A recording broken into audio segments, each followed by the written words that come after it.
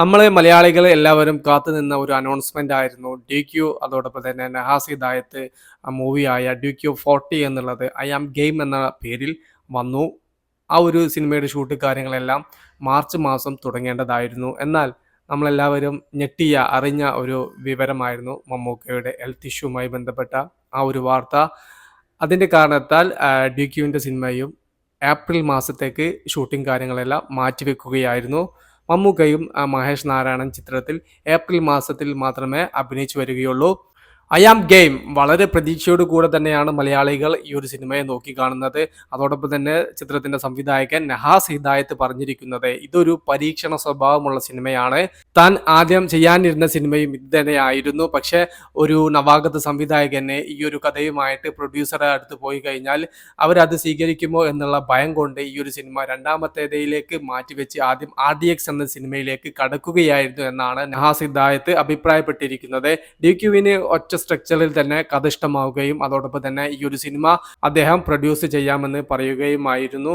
അതോടുകൂടെ കാര്യങ്ങളെല്ലാം ഈസിയായി എന്നാണ് നഹാസ് ഹിദായത്ത് കൂട്ടിച്ചേർത്തിരിക്കുന്നത്. അതോടൊപ്പം തന്നെ മാസങ്ങൾക്ക് മുന്നേ DQവിന്റെ ഷൂട്ടിംഗ് പൂർത്തിയായ കാന്ത എന്ന് പറയുന്ന സിനിമയ്ക്ക് വേണ്ടിയിട്ട് ആരാധകർ കട്ട വെയിറ്റിംഗ് ആണ്.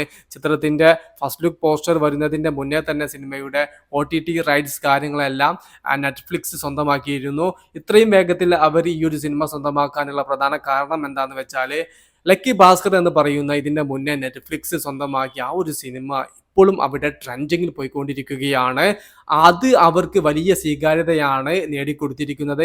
ഇതോടുകൂടെ നമ്മുടെ കാന്ത എന്ന് പറയുന്ന മൂവി ഫസ്റ്റ് ലുക്കും ട്രെയിലറും ടീസറും വരുന്നതിന്റെ മുന്നേ തന്നെ നെറ്റ്ഫ്ലിക്സ് ആ ഒരു മൂവി സ്വന്തമാക്കുകയായിരുന്നു. കാരണം ഇനി അത് കാത്തു വെച്ചാൽ ചിലപ്പോൾ ഇപ്പോൾ അവർ ചോദിക്കുന്ന പൈസക്ക് മുകളിൽ കൊടുക്കേണ്ടി വരും. എന്നിരുന്നാലും നല്ലൊരു റൈറ്റ്സ് കാര്യങ്ങൾക്ക് തന്നെയാണ് OTTയിൽ DQവിന്റെ കാന്ത എന്ന് പറയുന്ന സിനിമയും പോയിരിക്കുന്നത്.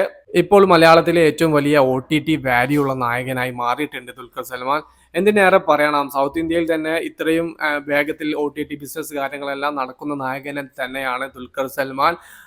അദ്ദേഹത്തിന്റെ സിനിമകൾ ഷൂട്ടിന്റെ മുന്നേ തന്നെ പ്രോഫിറ്റിലേക്ക് മാറുന്നു. അതിനുള്ള പ്രധാന കാരണം ഹിന്ദിയിലും തമിഴിലും തെലുങ്കിലും മലയാളത്തിലെല്ലാം അദ്ദേഹം ഉണ്ടാക്കിയെടുത്ത ഫാൻ ബേസ് തന്നെയാണ്. ഇന്ത്യക്ക് പുറത്തുള്ള രാജ്യങ്ങളിൽ വരെ DQവിന്റെ ലക്കി ഭാസ്കർ ഒക്കെ വലിയ രീതിയിൽ ട്രെൻഡിങ്ങിൽ പോയി.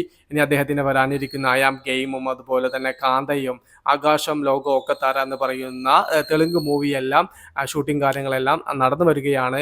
ഇതൊക്കെ OTTയിൽ വലിയ വിജയങ്ങൾ തന്നെ കൈവരിക്കും. നെറ്റ്ഫ്ലിക്സ് ഇപ്പം തന്നെ പല സിനിമകളും കാന്തക്ക് പുറമെ DQവിൻ്റേത് നോട്ടമിട്ട് കഴിഞ്ഞു. കാത്തിരിക്കാം DQ സിനിമകളുടെ കൂടുതൽ അപ്ഡേറ്റുകൾക്ക് വേണ്ടിയിട്ട്. ഓക്കെ.